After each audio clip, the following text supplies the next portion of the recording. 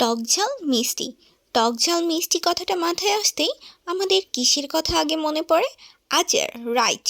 কিন্তু এই আচার বানানোটা একটা সময় সাপেক্ষ ব্যাপার, যেখানে আমাদের অনেক কিছুর অ্যারেঞ্জমেন্ট থাকতে হয়, অনেকগুলো প্রোডাক্টেরও প্রয়োজন হয়। But in the meantime আমাদের হঠাৎ যদি কখনো আচার বা টক মিষ্টি ঝাল কিছু খাইতে ইচ্ছা করে, তখন আমরা কি করব?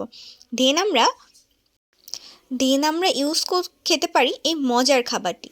এখানে আমরা ভাঙা বুটের ডাল ভালো করে ধুয়ে নিয়ে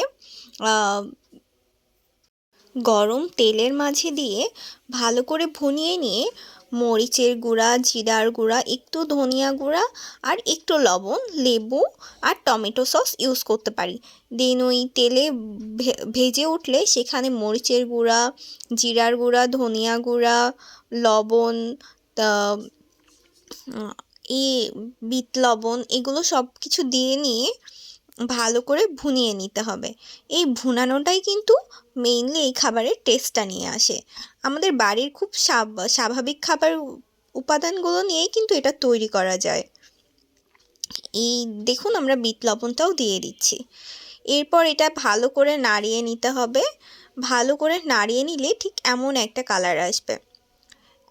এইরকমভাবে এই অবস্থায় যখন এমন কালার আসবে, তখন আমাদের দিয়ে দিতে হবে লেবুর রস।